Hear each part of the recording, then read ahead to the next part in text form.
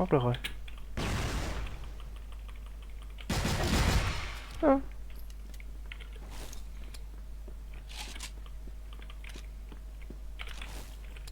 Mu nè.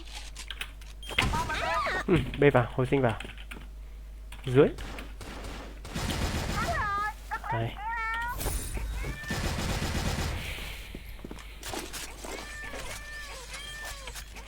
Thử cái khẩu này xem nhá. Hay thôi, à từ từ đã. Bắn snip đi đã.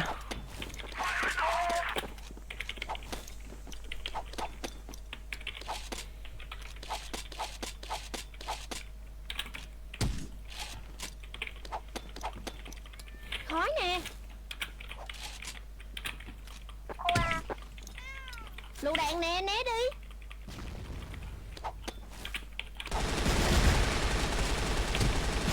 Ồ. Mu nè.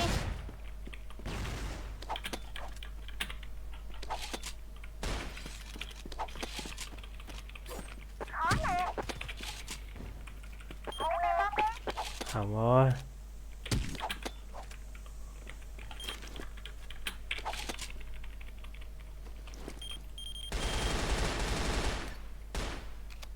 Đã đặt bom ở khu A.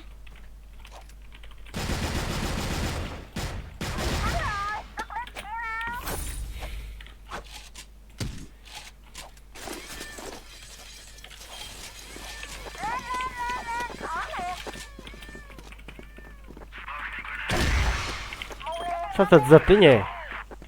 Lắc lắc cái nhỉ? Lựu đạn nè, né đi. Mu nè. Ui giời ơi, ok rồi. Cửa mít. Chết. Sao bọn đấy cứ thoát ra và lại vậy?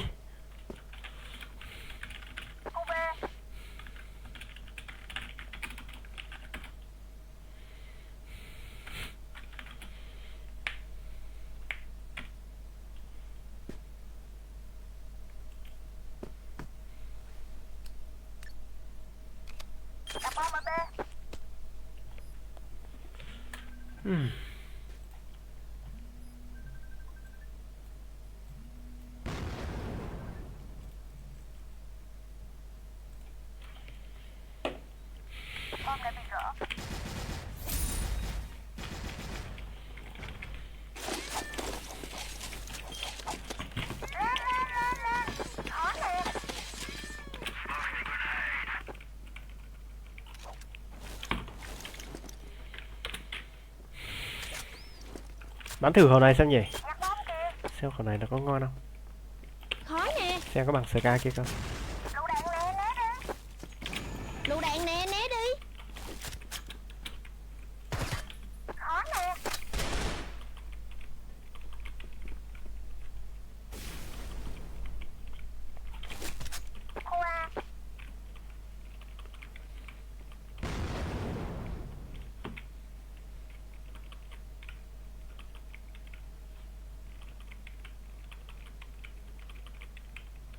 Nó lại thoát ra và lại kìa. Đủ má nó.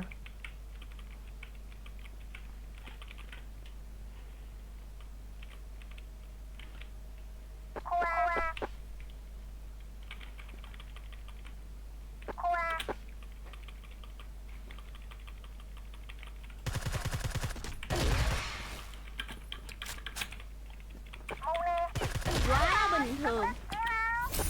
Mu nè. Khẩu này cũng được, cũng ngon. Đồng ý. Thằng kia là thằng búp điểm rồi. Thằng tân ốc chó này là thằng búp điểm rồi. Đã rõ.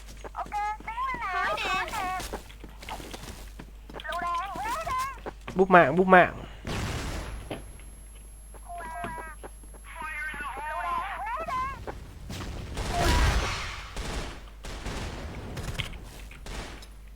Lựu đạn, né đi. Mu nè.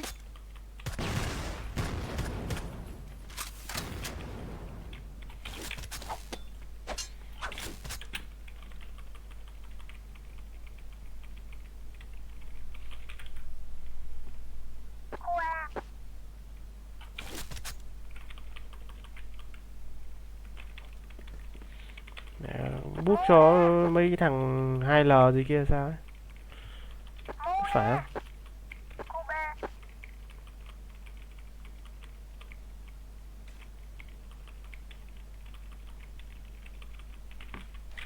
Khoa.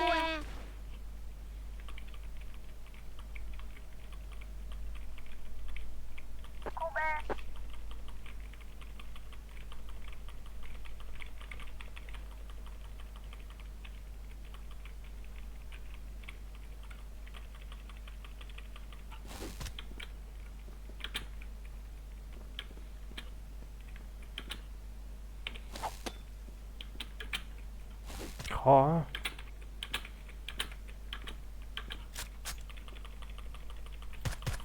Có ma nè. À.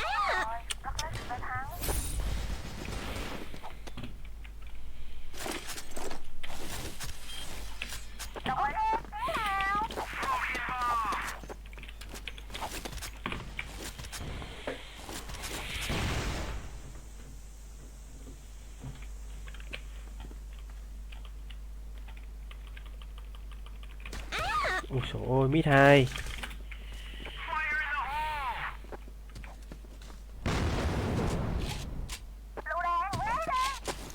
Chân cao mid.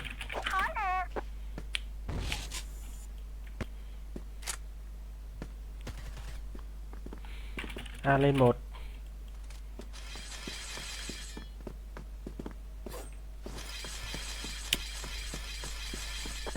Búp mạng là sao bạn không? Không biết, nó cứ ra là chết rồi. Thằng tân ốc chó này này, nó cứ ra là chết rồi mà. Nó có giết người đâu.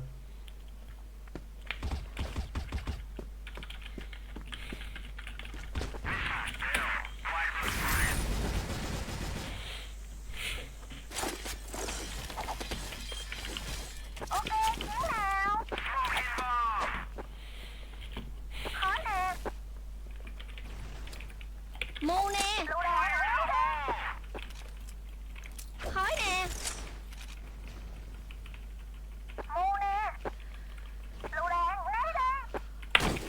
À. Định mệnh nó bắn cả một viên kìa. A lên.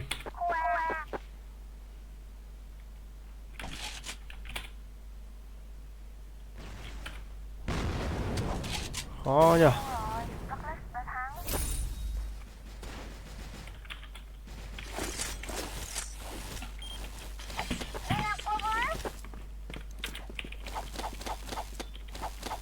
Khói nè.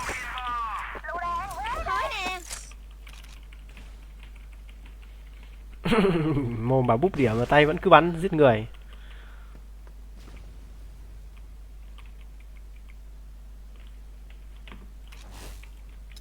Lựu đạn né đi. Mu nè. Đéo thấy đâu.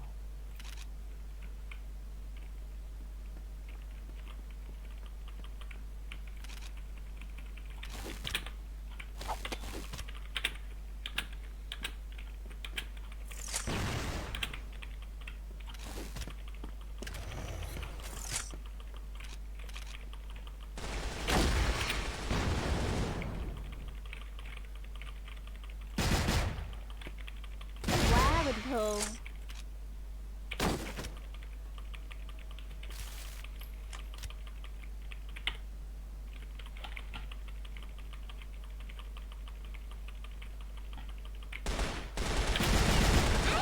Đi mẹ.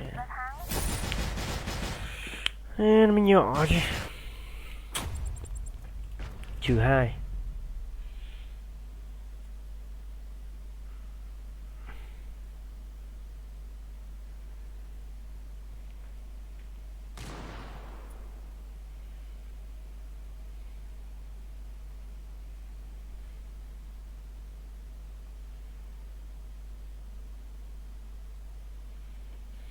Thằng Tân nó bên kia rồi.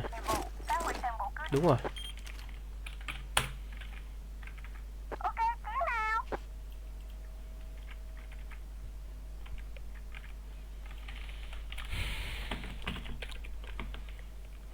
Shotgun nhá. Trận đầu thua là dở rồi.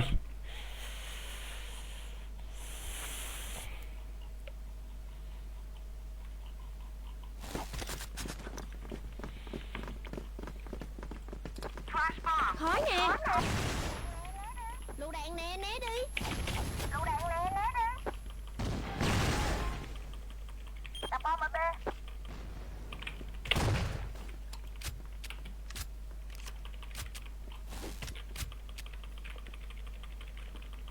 Vỡ mồm. Lựu đạn nè, né đi. Quá cũng tạm được. Cái đề làm cái méo gì vậy?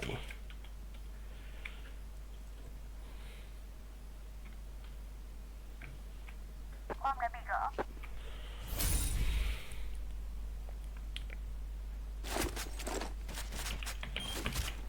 Ok, thế nào? Khói nè. Lựu đạn nè, né đi. Lựu đạn nè, né đi.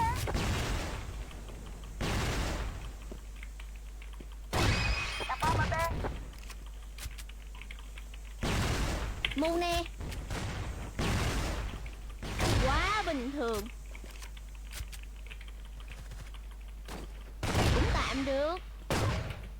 Thắng rồi, rất lên nào.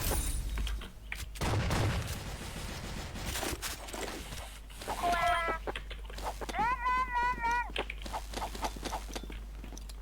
Khói nè.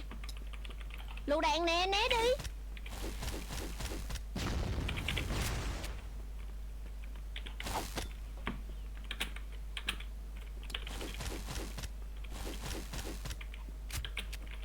Đặt bom ở A. Khói nè. Mù nè. Khói nè. Mù nè. Lựu đạn nè, né đi. Lựu đạn nè, né đi. Quá bình thường. Thắng rồi, rất lên nào. Quá dữ luôn ông ơi. Thank you bạn. Ok, thế nào? Quá khen bạn. Khói nè. Lựu đạn nè, né đi.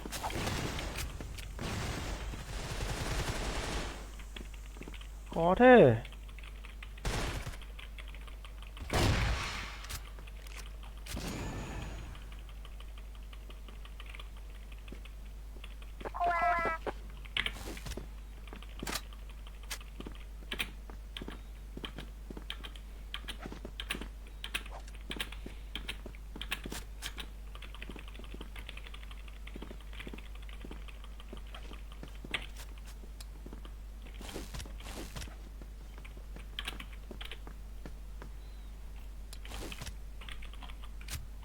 Đặt bom ở A. Đồng ý. Khói nè. Mù nè. Ôi giời, hồi sinh. Nó cây lì thế.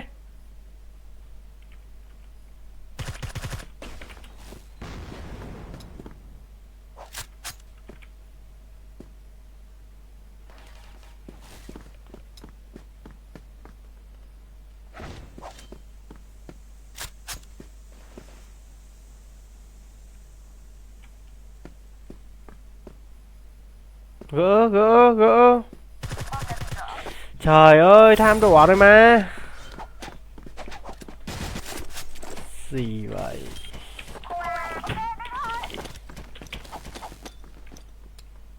Khói nè. Lựu đạn nè, né đi. Mình chết sớm quá. Lựu đạn nè, né đi.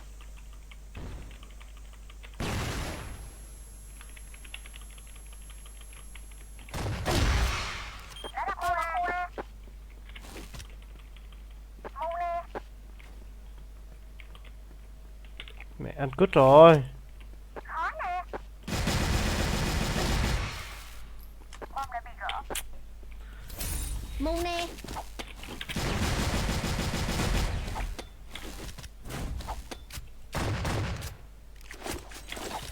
Tuyệt vời. Ok, thế nào? Cái bắn hời hợt thế nhỉ? Thua rồi. Bên đẩy mà bắn thế này là thua rồi. Khói nè. Lựu đạn né đi. Lựu đạn né đi. Mù Ui. nè. Mù nè. Lựu đạn né đi. Rồi hay. Thắng rồi, quá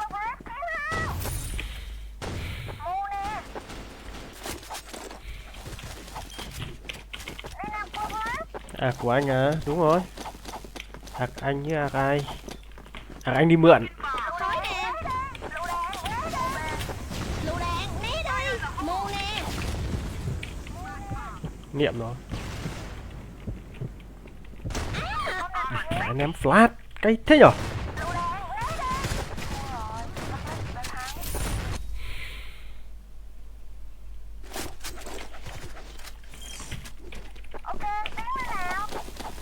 Nó để nhảy cửa sổ cái.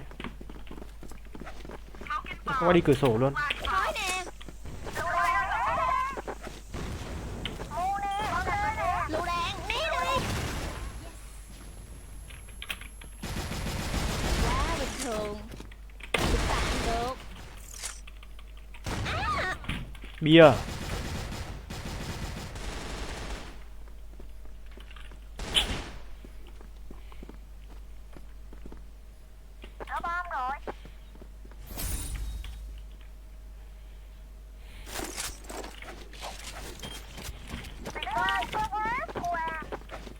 Cẩn thận lại đánh A vẫn này.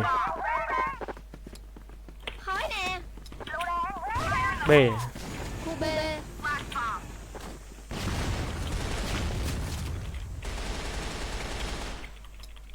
Lựu đạn, né đi. Chứ gì vào mồm luôn à? Mù nè.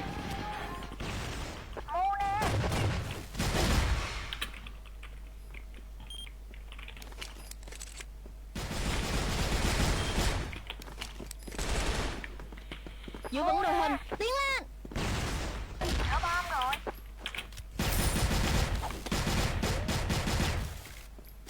Khu A. Ván này nó mới đánh A này.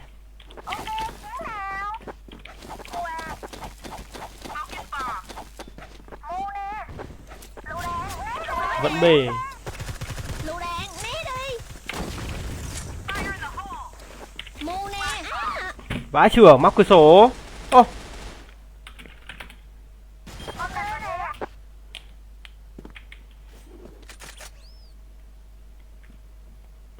Nó móc mít sang.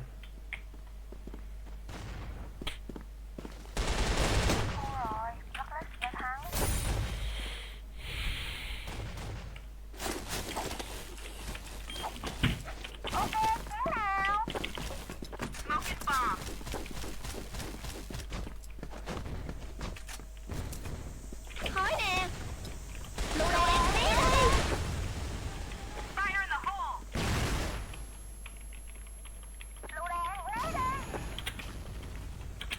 Bom B nè.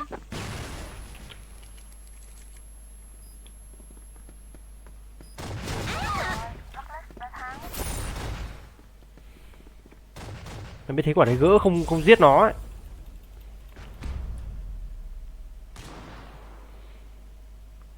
Quả đấy gỡ không giết nó thì may ra còn thắng. Còn đỡ được.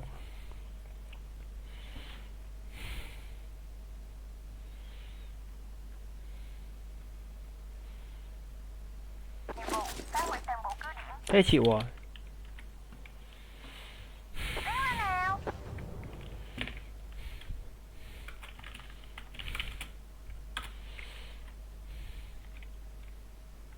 Đã rõ.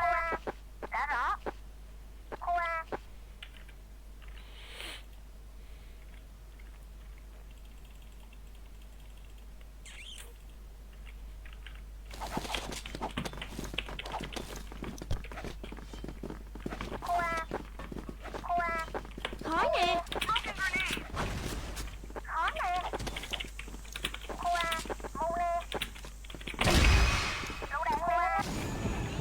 Mù nè.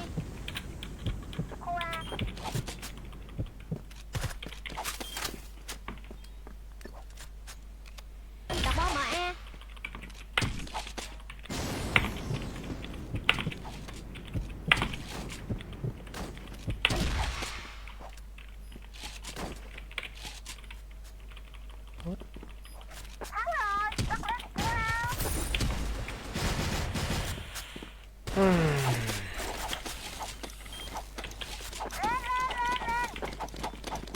Thua 2 trận rồi.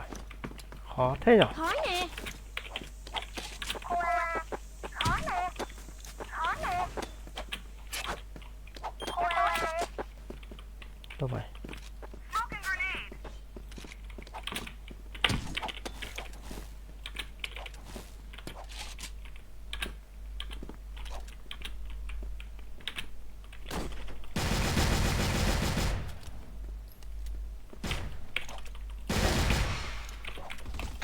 lại vẫn còn.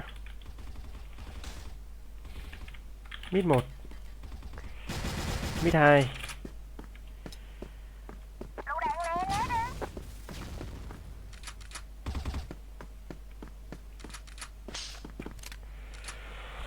Nhà Thảo Nguyên nhá.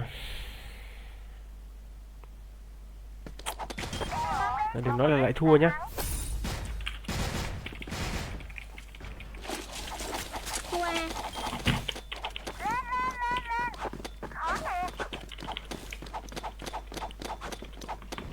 Chơi đi. Khó nè. Lựu đạn nè, né đi. Mù nè.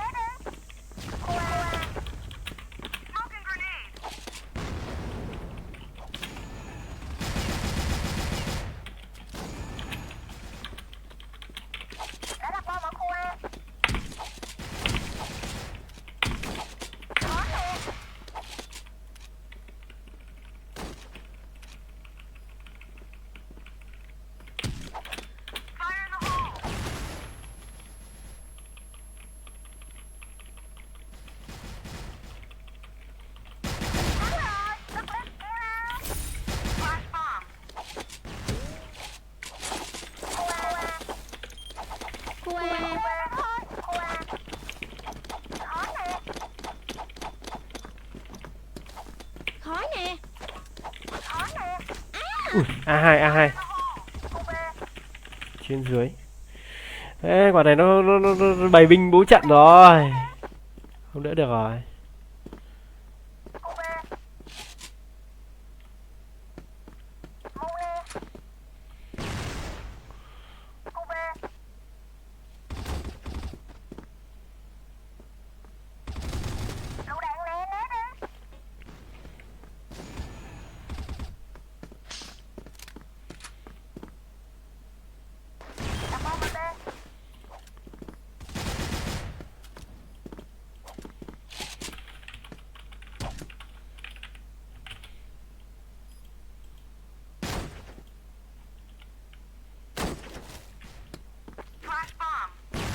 Toang rồi.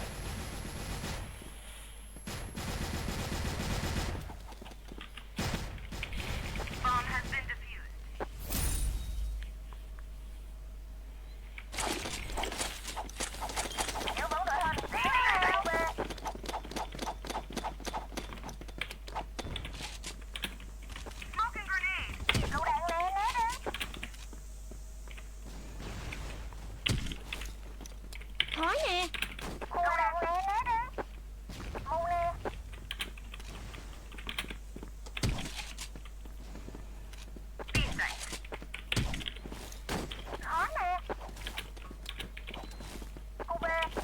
B được.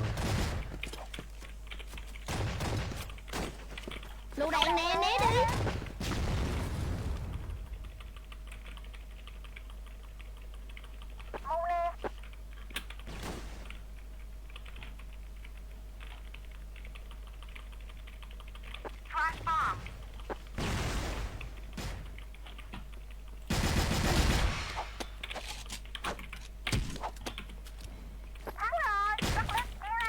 Mù nè.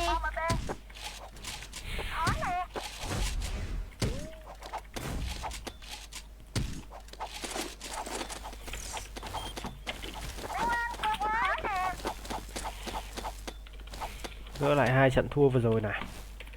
Đủ má thua cách thế nhở.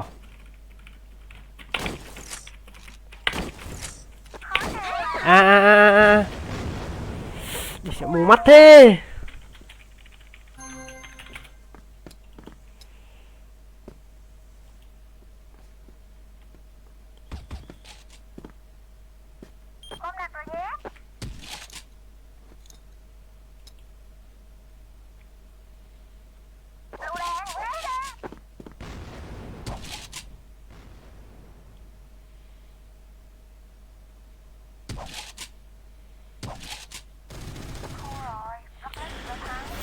Đấy, nó ra nhanh thật.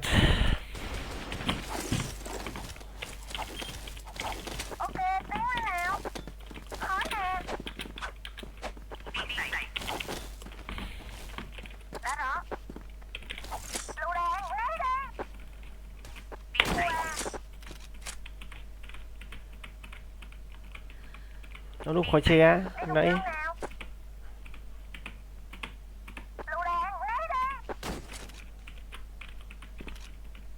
Giặt nhanh thế.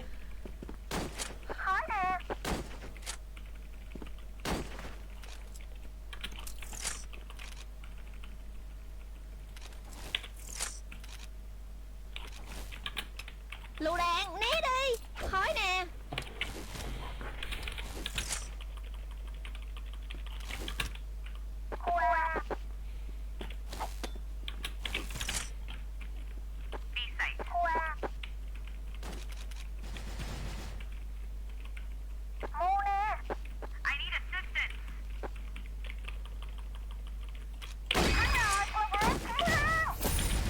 Mu nè.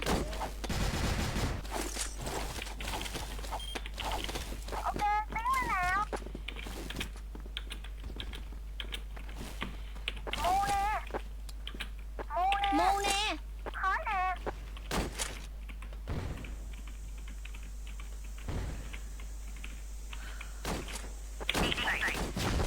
Khói nè. Quà. Lựu đạn, né đi.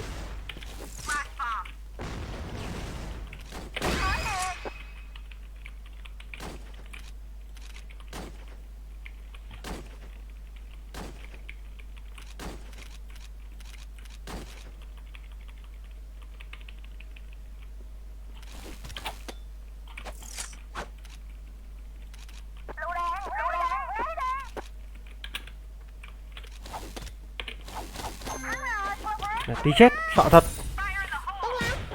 Tốt lắm. Nó lên là nguy hiểm vãi.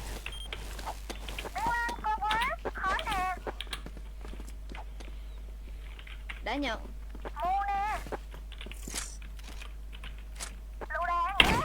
Một C, một C, A. A lên. Vào em một C.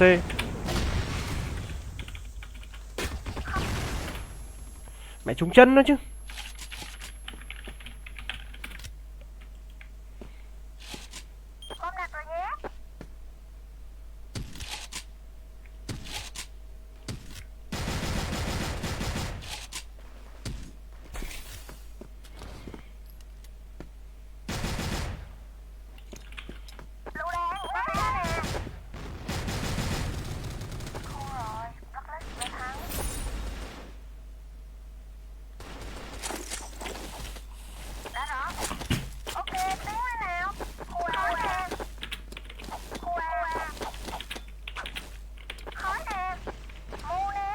Mu nè.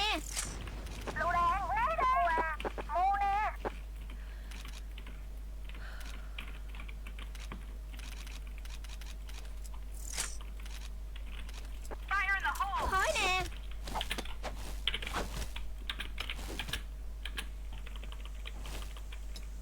Lựu đạn, né đi.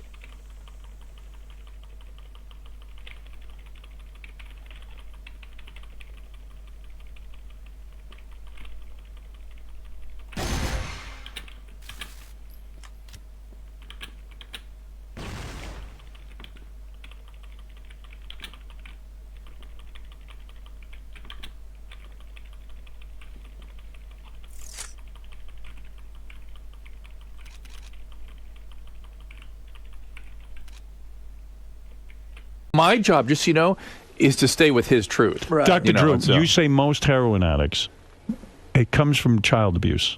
Mostly sexual abuse and also some form of child abuse. Am I correct? In what I say is that if you have bad enough addiction that you need to see me, there's nearly 100% probability of some kind of childhood trauma. What is it, Gary? You've been trying to No, get I just worded. want to say you keep calling it sobriety house. It's sober house. Sober house. I'm sorry. I want VH1 you. It's Thursday, 10 o'clock, 10 exploitation o'clock. house. It's intense. Deflect. I cannot wait to watch Remember, it. this is out now. They're moving out into the world, and guess what? As soon as you move out of the confines of a safe hospital, people relapse. That's a what happens. skeevy house, And man. so That- some is that shit the house goes down. Some the shit house in happens. the Amber, Hollywood? some stuff happens Wait, with her. I can't hear Dr. Drew. Some stuff happens with Amber. Wow. Wow. What? I know. What do you mean Sex or drugs? Sex.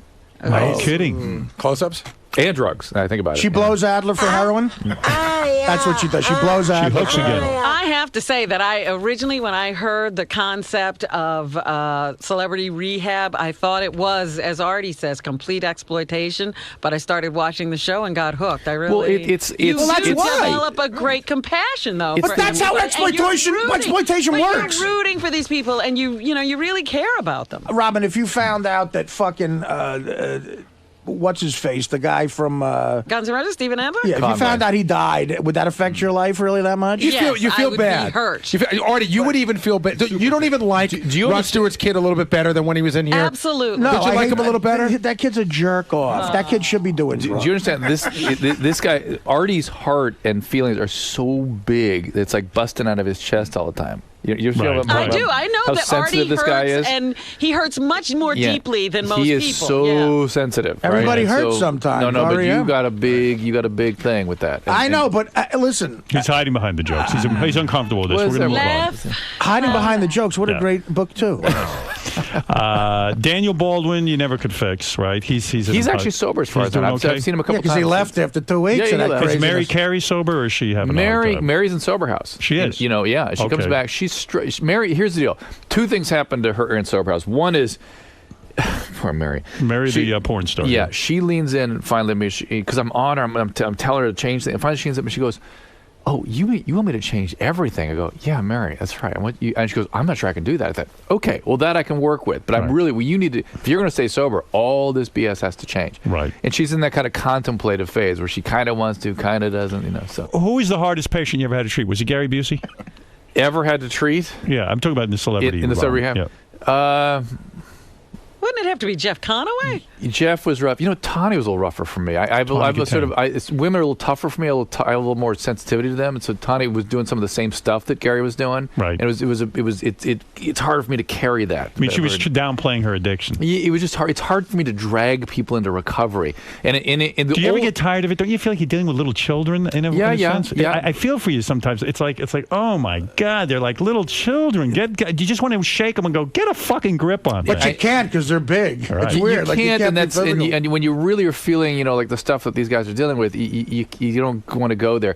But I'll tell you, Were you ever a user No, of I'm drugs? not- Never. I'm not. You never tried pot? Nothing. But thank God it's just not in me. It doesn't seem like anyway. I think Right. knock wood. But Do you feel that you can't really relate because you don't have any? No, I experience in it? can because in fact people in recovery always tell me it's weird how much I understand it. They don't understand how I, as a non-recovering person, have such a deep appreciation of this condition. I don't know. I don't know. It's like the right side of my brain is overdeveloped. Something I can just sort of tune into that. Oh, yeah. But I Are was you trying to answer a attracted to that question. woman who works with you, the blonde? I'm attracted Shelley? to her. Yeah, I like her. I mean, as a person, I am super duper happily married. My wife is hot as can be. When did you meet your wife? In 86. She's still hot? So she used to be hot. She used to be. I haven't- Still. Oh, still. stop it. Your Artie. wife is super hot. Yeah, I'm super happy with married. I No did this kidding. big. Was she big, 3 when you met her? Big. I'm very no. It gets better with age. It's Now awesome. that you're more famous, Keep telling yourself do that. you find women come on to you more? Of course, you're a movie star. No, but Yeah. that was more. I think I'm too old now for that. I really. None which of that is good. going on? No. thank Amber God. didn't throw herself at you No, at all? No. Those bazooms, I mean, my God. No. Do you ever see the patients naked in the... Well, I have to physically examine. You them. physically examined Amber? Now, how was that? Did you physically Better than examine- Gary Yeah. Busey. Yeah, and Busey too. She was completely nude for her examination? No, not. What Was did a she lot No, of but Drew was. poking around. Drew, what do you wear for your... My antenna. what does Amber wear in the examination? I can't. I think we kept their clothes on because the cameras were rolling during. Right. Yeah. Oh, wow. Yeah. Cameras roll constantly. Do you have to check the breasts? Yeah. What are you And- checking for exactly? For masses and things. I mean, But how Do do you you find feel them anything? No, around no. the implants? no. Come on, guys. Yeah. Oh, my God, that's Come on, fantastic. guys, don't make a mockery of it. What? You know I bet what? you didn't. I bet you I didn't. love that Gary that already came to my defense. Yeah, I can't believe what you're telling me. This is fantastic. I What didn't the- realize you had that much fun. I would love to examine Amber. I really would. I mean, to goodness give her an gracious. example, do you have to check her anally? No. No. Vaginally? No, I avoided all that. Oh, boy. God. Hey, don't you have to see what's doing in there? I mean, if Don't you have to put that special monitor on your cock and see what's in her? my Come on, tumescence monitor? It's a matter. Come on. So you have to be very professional enough. Sorry to get silly. I mean, I'm their doctor. Are celebrities harder? Are celebrities hard? Thank you. Are celebrities harder to treat than, let's say, people who are just in the regular? Generally, celebrities tend to be have more mental health issues, more trauma. In fact, I just wrote a book about this. They're sicker generally, and there is a sense of entitlement and specialness, and all that has to go away. And I treated some movie stars early in my career. We sort of let them have special accommodations and things. Disaster. Right. So in other words, when Artie goes to his rehab and he goes, the rooms are no good, they skeeve me out. That's all BS. And it's BS. Yeah. He checks into the Satai in Miami. And, here's Teddy, the deal. see if there's a Ritz-Carlton in Portland. Heroin addiction. Heroin addiction has a worse prognosis than most cancers, than the vast majority of cancers, in fact. Right. And if he had cancer, he'd want me to airlift him anywhere, and he'd take 6 months out of his life. He'd take the chemo. He'd do it. Right. The prognosis is worse with heroin, and yet people won't do anything for it. They won't take the time to. He won't take the time. This society is not as compassionate to a heroin addict as they are to a cancer patient. You're right. And so, why are that's you compassionate the to a problem. heroin addict? Why do you be compassionate? But there are people who are, who understand this, Right. and you got Well, to stay around that. Right. In Those other people words, are what do you nuts. care what people think? But we're talking about the room of your rehab, not people's compassion. I just want a fucking room with a clean rug. What Dr. I Drew. mean, Jesus. Dr. Gordon wants to speak to Dr. Drew. Go ahead, Gordon, quickly, because Dr. Drew's a busy man. Yes, he is. And at 50 years old, the guy's in incredible shape. Howard, well, by the way, happy birthday, Howard. Thanks. Got to get this guy to take his jacket off and see what he looks like, man. This guy's ripped up to shreds. All right, Fruity, calm down. Dr. Drew, what do? You do weights and stuff? I do. I see have weights in my garage, and I've been lifting weights since I was a teenager. And what do? You run? You I run a little bit, and I lift weights. I like lifting weights. The psychiatry behind that is what? Like, you don't want to be Raise the my nerd. endorphin levels. You don't want to be age. the nerd who can beat somebody up. No, I was an athlete in high school. I was okay. Were you a star football player? I was a football player, yeah. Yeah, A star. I was a little tiny prep school. I mean, please. As I was going to say, what team were you? But my boys play football. Were there now. black guys on your team? Yeah. How yeah. many? Not that many. Well, that's not a team. Dominic Barber, go ahead. Well, two things. First of all, happy birthday, Howard. Thank you, Dominic. Dr. Drew, do you agree if it wasn't for Howard's openness on the radio for the last 30 years, all these shows probably never would have happened? Because it's like when Howard brings all these celebrities on and they talk about all these things, that was really the beginning of celebrities opening up on the air. Yes. I don't know about celebrities so much, but reality, real in media, Howard led the way in being real in a broadcast environment. Thank you. Yeah. Dominic, any other questions? No, Artie, this is your shot. This is the guy. What? All right. This is not the guy. He doesn't. He's not interested in me unless I'm doing a Yes, show. he is. George, go ahead. No, Gary, I felt very. Your book really moved me. I got to tell you something. It affected me. Me too. Yeah. Go ahead, George. Feliz cumpleaños, Howard. And Artie, this is one of the best gifts you can give Howard if you can complete this course, man. What course? Artie. Oh, you mean the treatment? Yeah, man. Yes, well, that would be nice. Howard doesn't call care a sponsor, dude. Just Artie, today. it's Just call time somebody. for me to talk.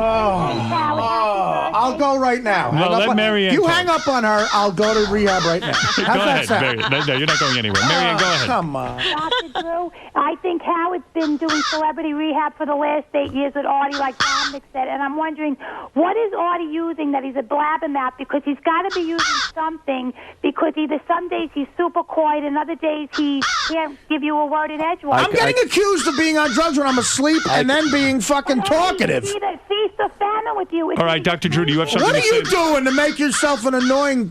I'm sorry. Go ahead, Dr. I can tell you. Artie, you should get a life. People care about you. I care Dr. Drew, about Dr. people, Drew, but go not ahead. you. I've looked at Artie very carefully. His pupils are not pinned. Right, thank you. There's no smell of alcohol or cannabis.